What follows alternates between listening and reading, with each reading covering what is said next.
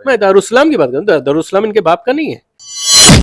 अदालत में ये all India Muslim personal law board है या मजलिस इत्तेहादुल मुस्लिमीन है, सलाउद्दीन अवीसी साहब, ये जो अदालत में गए हैं, वक्फ बिल को जो है यहाँ पर जो लागू किया गया सरकार की तरफ से, मिल्लत की आबा अजदाद की हमारी जो वक्फ की ज़मीन उनको बचाने गए कि अपने आप को बचाने गए?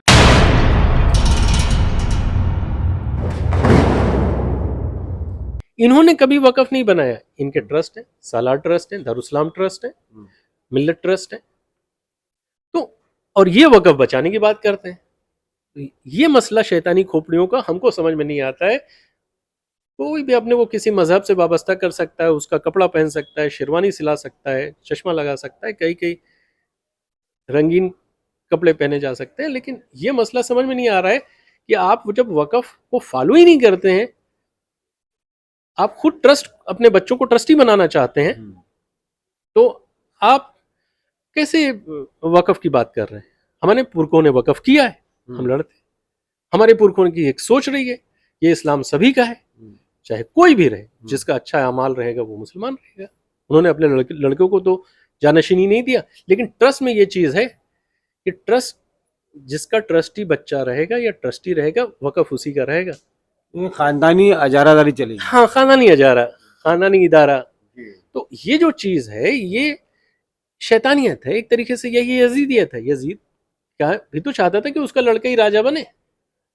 आपने एजाज नकवी साहब बहुत बड़ी बातें कह दी है और बड़े नाम लिए आपने, और इनको आपने इससे मैं वाबस्ता कर रहा हूँ भाई। जो जो ऊपर वाले की जगह कब्जा कर रहा है, वो उससे बुरा आदमी कौन हो सकता है?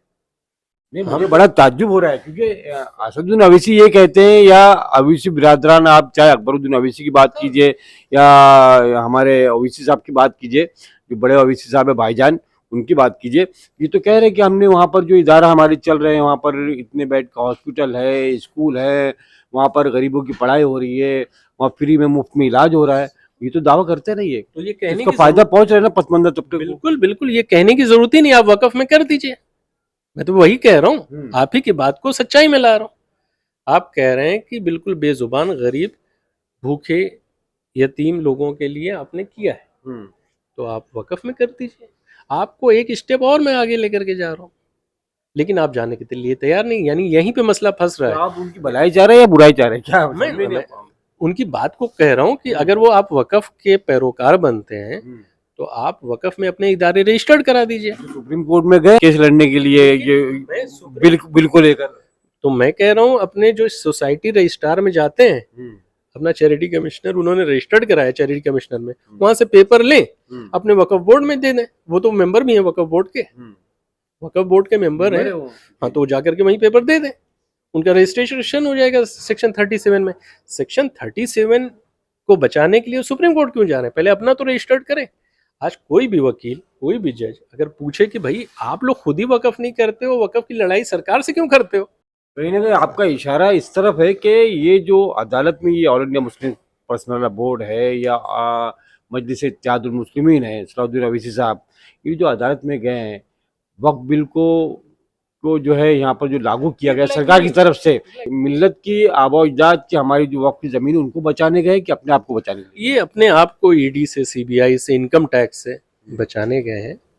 और ये लोगों का बहुत पुराना जो है मसला रहा है कि जब इनको मेडिकल कॉलेज का परमिशन चाहिए था पीवी नरसिम्हा राव जी से, तो इन्होंने बाबरी मस्जिद का केस छेड़ा, डेक्कन मेडिकल कॉलेज को रजिस्टर्ड कराया, उसका परमिशन ले लिया।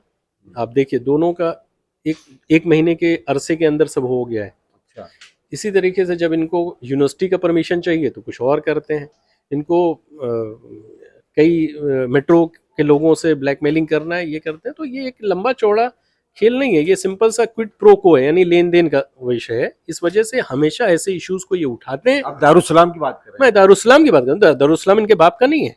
दारुस्सलाम को जंग बहादुर खान ने बनाया था, जंग बहादुर खान ने बनाया था। अच्छा। और उनको, उनकी भी हिस्ट्री है। हुक्के में उनको जहर दे करके 1943 को बेवक्त मारा गया, जिस वक्त वो 33 साल, 43 ईयर्स के थे, 43 साल के थे। मारने वाले कौन लोग थे? लोगों को शिकायत है कि कुछ दरबारी थे निजामों के, उन्होंने मारा है। और वही दरबारी ने 5 मई को टीपू सुल्तान को 1799 को मारा था। तो आप समझ सकते हैं 1799 में अंग्रेजों के साथ मिलकर के निजामों ने टीपू सुल्तान को मारा। आज टीपू सुल्तान के नाम पर ये सो कॉल्ड छोटी मोटी इदारे वोट मांगते हैं, टीपू सुल्तान जिंदाबाद, उनका तलवार लिया वो फोटो छापते हैं। वही लोग जंग बहादुर खान को भी मारे थे, जिन्होंने दारुस्सलाम बनाया था। आज दारुस्सलाम को इन्होंने कब्जे में किसी ने ले लिया है। वो औसा के अब देश पांडे हैं या कौन है, आप इन्वेस्टिगेशन करिए, क्योंकि हम तो जानते हैं कि वो कहीं बाहर से आए और इस चीज पर हम कायम रहेंगे। आप देख रहे हैं आमना सामना मीडिया। वीडियो को शेयर कीजिए, चैनल को सब्सक्राइब नहीं किया है आपने तो सब्सक्राइब जरूर कर दीजिए।